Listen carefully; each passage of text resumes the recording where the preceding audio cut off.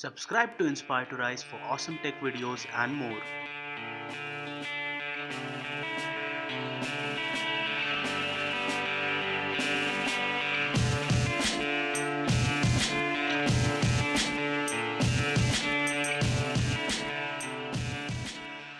Hello folks, this is Aitanaja from inspiretorize.com, and today we have the Xiaomi Redmi Note 5A smartphone here with us for a detailed unboxing and review of the same. So guys, let's begin.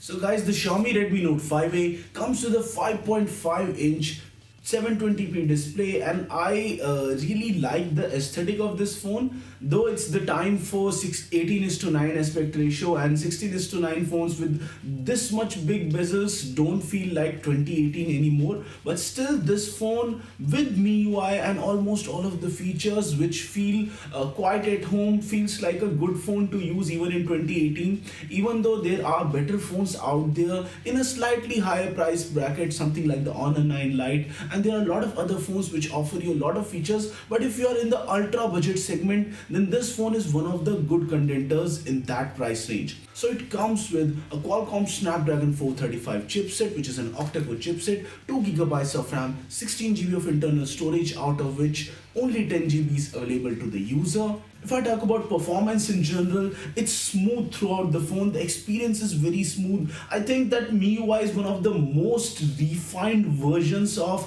Android in terms of skins, that I never liked any Android skin as much as I liked MIUI. A long time ago, when I was not a smartphone reviewer, my primary smartphone was something by Xiaomi. So that tells you a lot about their build quality and a lot of other stuff. So what are the disadvantages for this phone?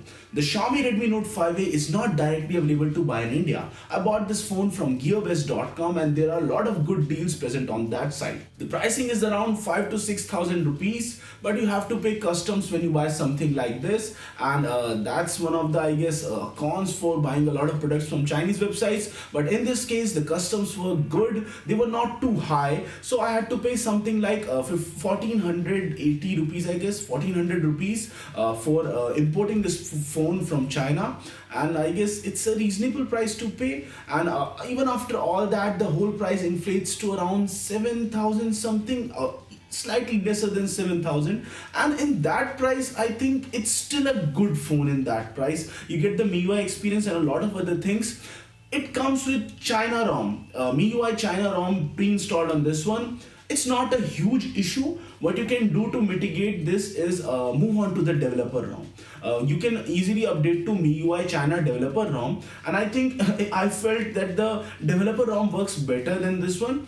And if you go to the App Store over here, it's fully Chinese. The App Store is fully Chinese. If you choose the English language option, a lot of things would be good on this one. But I guess if you really want to enjoy this phone to the fullest, you are an Indian user, of course you want to enjoy it to the fullest, so you have to search over here for Google. And when you search for Google over here, it would install a lot of all of the gaps, the Google apps. That includes your Google Play services, the Google Play Store, the whole rundown of all of the services that are required in order for an Indian user to enjoy this phone. So once you install that, then this phone becomes perfectly usable. You have the Play Store access, and you can download almost any app that you like, and you can run any app that you like. So the experience is not that much limited. If you open some of the default applications like the browser, the Mi App Store, then you would notice that it's still almost, it gives you the feel that it's not a completely MIUI Global type of product,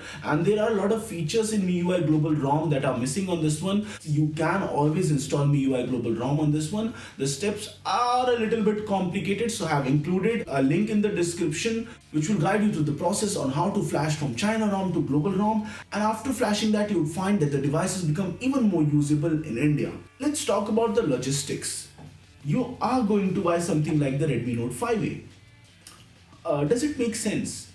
Why not buy something which is manufactured over here? There's the Redmi Y1 smartphone manufactured over here, which has almost the same specifications as this one, but there are few things in the Redmi Note 5A which are different from the Redmi Y1. And if you're somebody who's gonna save all of that money, I guess even after applying the KYC and everything charges and the gear based charges, I think that if you buy it, the Redmi Note 5A, if you buy it during a sale on gear based, the overall price would be slightly comparable to or lesser than the Redmi Y1.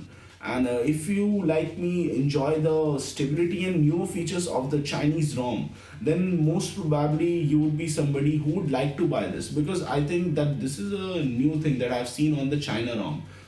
On the global ROM, I haven't seen something like this screen. The screen over here, which gives you a dedicated feed. So there are few features in here which are not present on the global ROM. And if I talk about the camera quality, I felt that the back camera as well as the front camera did a okay job. It's not really spectacular. The back camera is 13 megapixel, front camera is 5 megapixel. Both are able to shoot up to 1080p videos. You can expect a budget smartphone camera performance from this one. Nothing too fancy, but still it's respectable for the price. And I think if you're somebody who's a fan of Xiaomi smartphones, who love the MIUI experience, and the battery life on this device does last long. I was easily able to use it for a full day. And all of these things I felt are good. If we have to test the speaker quality, let's just do that.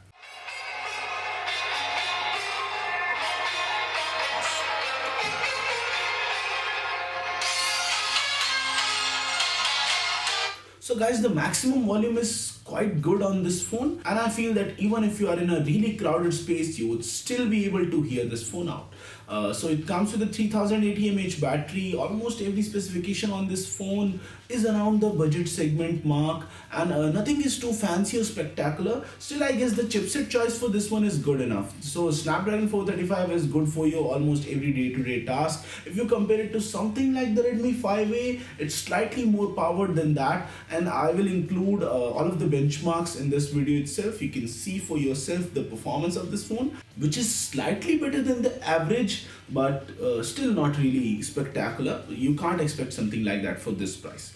So guys, I think for the final note for this phone, the Redmi Note 5A is one of the more refined Xiaomi smartphones I have seen in the budget segment. And I think that when compared to its smaller sibling like the Redmi 5A or the Indian specific versions like the Redmi Y1 and Redmi Y1 Lite, this phone still deserves some merit. The colors etc. Feel really good. The build quality is good. The audio output is good. And I guess if you're somebody who is going to buy from a site like GearBest, it does make a lot of difference in the buying experience, that you have to pay some of the money in customs and KYC, but still after all that, if you are getting a good deal in some of the sales, then it certainly makes sense to buy it. So guys, this was it for this video. In case you like this one, don't forget to smash the thumbs up button. Just smash it out of the frame, and no matter what you do, stay inspired to rise.